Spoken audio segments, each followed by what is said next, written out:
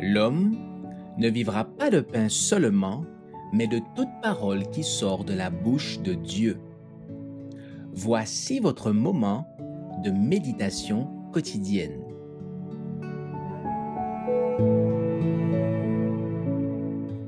S'éloigner de la corruption, le 15 août.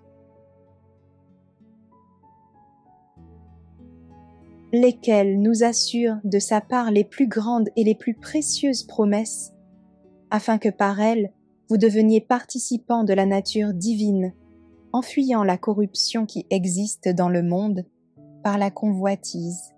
2 Pierre chapitre 1 verset 4. Quelle beauté de caractère brille dans la vie quotidienne du Christ.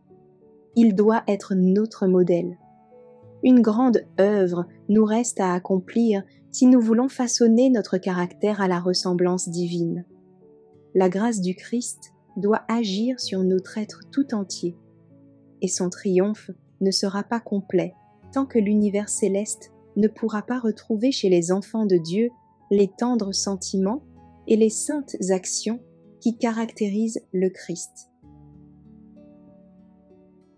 Il faut que chacun fasse sa propre expérience. Nul ne peut faire dépendre son salut de l'expérience ou de la vie d'un autre. Chacun doit apprendre à connaître le Christ, afin de le représenter dignement devant le monde. Comme sa divine puissance nous a donné tout ce qui contribue à la vie et à la piété, au moyen de la connaissance de celui qui nous a appelés par sa propre gloire et par sa vertu.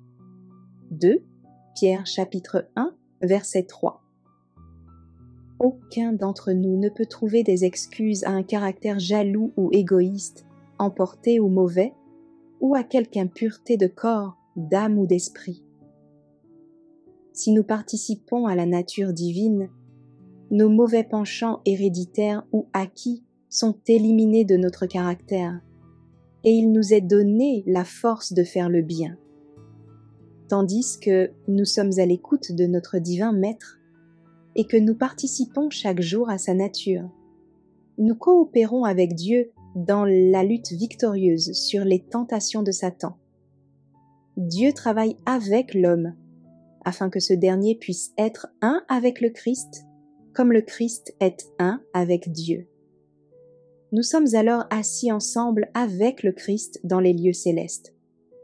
Notre esprit, rempli de paix et d'assurance, se repose en Jésus.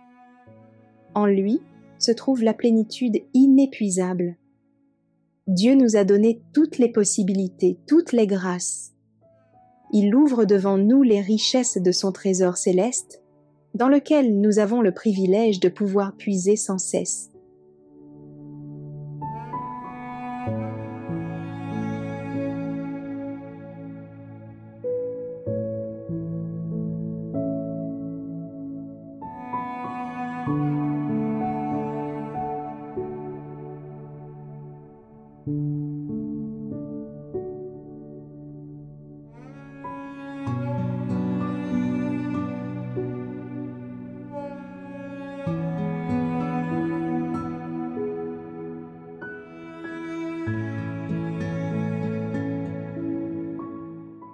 Merci d'avoir écouté cette présentation. Assurez-vous de nous rejoindre demain pour votre moment de méditation quotidienne avec lereste.org.